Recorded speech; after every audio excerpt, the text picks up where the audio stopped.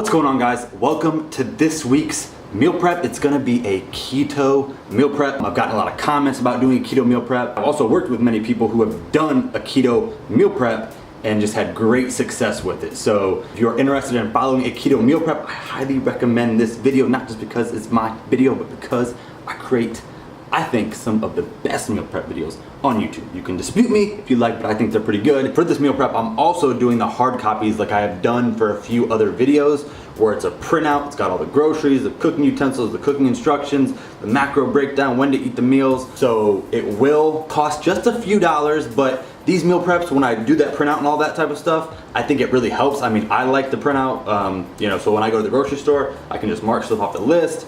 It's just easier. But yeah, these take so much longer. I do have to charge kind of for it, but all the instructions and all that type of stuff, you could just watch this video and you could do it. But again, if you want the hard copy and you want to support me doing more of these videos, which it really helps and I really appreciate it, see the link in the description and I really appreciate it. But enough with that. Let's get into this meal prep. I'm gonna start with the groceries. We're gonna get into the prep and we will wrap it up with packaging the meals. Check it out. I hope you guys enjoy. Alright, this meal prep is going to be slightly different than all my other meal preps because of your guys' wonderful comments and feedback.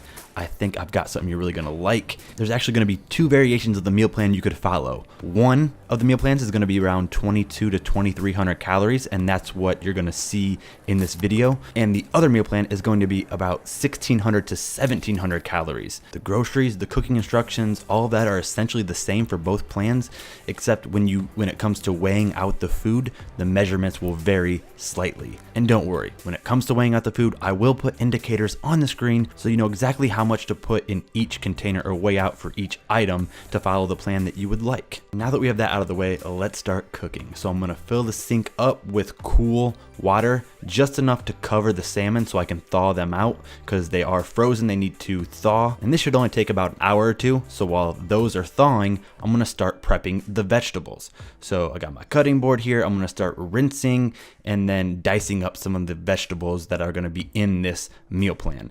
And if you would like to choose or pick other vegetables, you're more than welcome to do so. Same with like spices and things like that throughout this meal prep. I generally like to keep it simple with a lot of my recipes, especially when making items in bulk or making food in bulk, because if I add a certain spice or a certain marinade, you're gonna be eating the same meal with the same flavoring, with the same seasoning on it every day throughout the week. Whereas if you just use very simple seasonings, we know salt, little pepper, maybe something else you would like, something simple.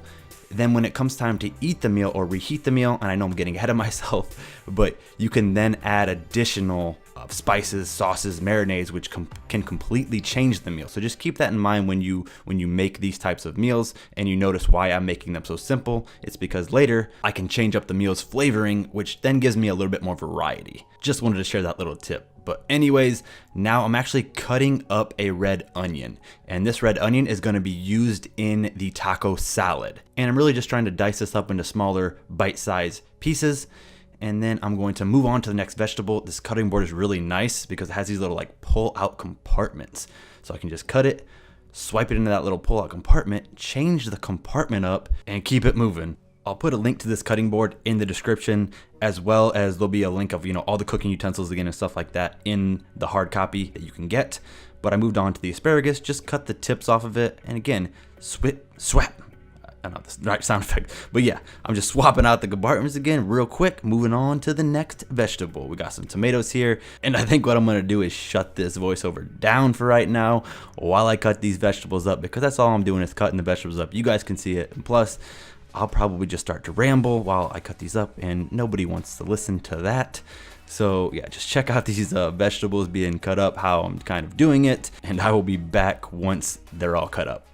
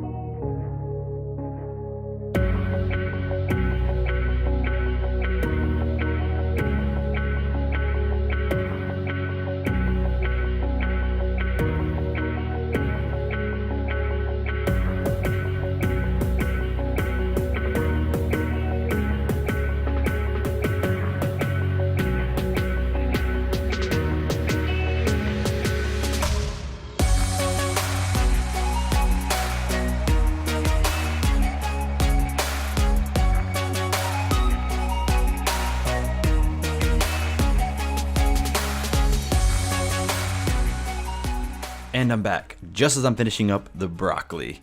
So after the broccoli, I'm moving on to the spinach here, and I'm gonna rinse it. And then what I'm gonna want to do is let the spinach dry out. So I'm gonna get some paper towels, lay them out, kind of separate them a little bit. What I wanna do is let them dry out. So that's why I have the paper towels and I'm kind of spreading them around, is I wanna give these time to dry out before I start to cook with them. And we're not just gonna stand around and watch them dry out, like watching paint dry. We're not gonna do that. We're gonna move on. So I'm moving on to the bacon. So I have these foil baking sheets. You could just use a regular cooking sheet if you would like as well. And you just wanna separate the baking onto the baking sheets, preheat the oven to 375 degrees. Once it's at 375 degrees, bake them for about 20 to 25 minutes for some crispy bacon. I like that crispy bacon. I don't want no soggy bacon. Don't bring no soggy bacon around here. You wanna crisp it up. If you want it soggier, you can cook a little less, but 20 to 25 minutes will get you that delicious bacon right there. And then I'm gonna move on to just getting the broccoli, and I'm gonna get some extra virgin olive oil. I'm gonna get some salt, I'm gonna get some pepper. And since the oven is already preheated to 375 degrees, I can then just pop these right in the oven. So a lot of times when I prep, I kind of do it in a certain way that I can maximize my time, I guess, or get the most done in the least amount of time. So the asparagus is gonna cook for the same amount of time as the broccoli. So I'm gonna put this in the oven the same time I put the broccoli in the oven. So again, extra virgin olive oil, salt and pepper. And yes, I am counting the salt and pepper into all of my, or not salt and pepper, the extra virgin olive oil into all the macros. And those are gonna bake for about 14 to 18 minutes. And then I'm gonna move on to the ground beef. I got a little bit fattier ground beef, 85/15, because again, it is keto, so fat is important. You want to stay in ketosis, so we didn't need to get that lean beef. We can use this fattier beef, which is, it was organic. It's going to taste pretty good. And for seasoning, I decided to go with this Weber Chicago steak seasoning. I think it tastes really good with the taco salad, so that's why I decided to go with it instead of just using basic salt and pepper. But that's gonna cook for about 10 to 12 minutes, and you just want to make sure there's no pink on the, pink in any of the pieces when it's done. And then I'm going to strain it, but instead of straining it right down the drain, I'm going to strain it into that little bowl, because you don't want to pour grease right down the drain. And now I'm going to move on to the steaks. So I'm going to use some butter for the steaks, this pure Irish butter. You could get a different kind of butter if you'd like, but I really like this butter. I think it has a good flavor to it and pretty simple ingredients in the butter. And I'm just gonna sear it with some salt, some pepper, and it's only gonna cook for about 2 to 3 minutes per side. And as this cooks, I'm going to get a cookie sheet right there, and I'm just gonna put some tin foil on it. I use tin foil, and sometimes I use like foil roaster pans. It just helps speed up cleanup time. I don't have to clean up as much stuff then. Don't have to wash as many dishes, which is always good. But yeah, after about 2 to 3 minutes, I'm gonna have a nice little sear on this side, and then I'm gonna let the other side cook for a minute or 2 minutes, or 2 to 3 minutes, and then I'm gonna take them off, and I'm going to actually then throw them into the oven. I love to kind of sear them on the stove and then bake them in the oven, and I'm just gonna throw them in at 375 degrees and just cook them for about 5 to 10 minutes. It depends on how thick the steak is, as well as what you would like it, how you'd like it done. All right, and then I'm gonna move on to the salmon. Now, there are many other salmon options that you could have picked, and I probably should have went with, and would have probably been healthier. These are not the healthiest just because of, look at all that sauce in there. Now, I do not use all that sauce when I bake these, so I'm gonna have to adjust the macros a little bit because I'm not using all that sauce, so I can't count all that sauce into the macros. You will be able to see the adjusted macros in the plan, and I'm gonna bake these at 415 degrees for 12 to 14 minutes. And then what you're gonna wanna do is take the skin off. So I'm just dragging a fork kind of right in between the skin and the piece of salmon, and then just again, just kind of getting the skin off. I don't eat the skin of it. I've known people to eat the skin, but I don't think it tastes very good. I guess you could if you would like. And then I'm gonna take some butter, and I'm gonna put it into a pan, get it hot. I'm also gonna take some extra virgin olive oil and put it in a different skillet. So one skillet has butter, the other skillet has some extra virgin olive oil. And I'm gonna saute the mushrooms, and then I'm gonna saute the spinach. And I'm cooking both the mushrooms and the spinach at a medium-high heat. So the skillet's at a medium-high heat. I'm gonna add some salt and some pepper to both, and just take a look at that spinach, look at how much spinach in there, because it will shrink down a lot. So you'll have a full bag of spinach and it's gonna shrink down quite a bit once it's done. The spinach is only gonna take about 3 to 4 minutes to cook down at a medium-high heat, and then the mushrooms will take more like 7 to 8 minutes. And then I'm gonna set the spinach aside and repeat the process. So I just added more extra virgin olive oil. I'm gonna cook the rest of the spinach, add the salt, pepper, all that good stuff. And then once the mushrooms are done, the same thing, you're gonna set them aside. And then I'm moving on to the eggs. So the breakfast is gonna have eggs. So I'm taking 4 eggs, I'm gonna crack them in a bowl, I'm gonna whisk them up, I'm making some scrambled eggs, and I'm taking, I took some butter and I put it into the skillet, and I got this nice and hot, medium-high heat, and I'm just gonna cook these eggs, a little bit of salt, a little bit of pepper, and it's only gonna take about 4 to 5 minutes. And this is actually 2 servings. So for breakfast, each breakfast meal is gonna have 2 eggs. And here in just a second, I'm gonna explain more what I'm talking about, because that's all the cooking we need to do. The cooking is done. Now we need to package up the food. And as I promised at the beginning of the video, I'm gonna put the measurements for each meal plan on the screen as to how much you need to weigh out. Certain items will be the same, so just keep that in mind, but hope that helps. And with the eggs, I'm actually only weighing out 2 days worth, or making 2 meals of the breakfast, because I don't like making eggs for more than a couple days. So that's the only reason I did it this way.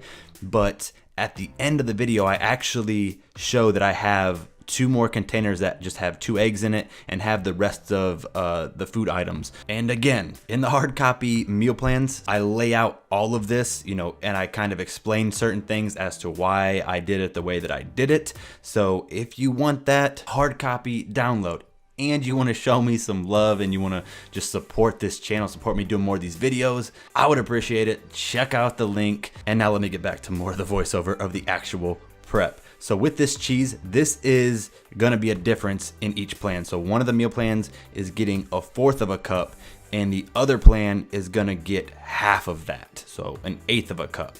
Again, that's indicated on the screen, but I just wanted to make that clear. So same thing with this taco salad.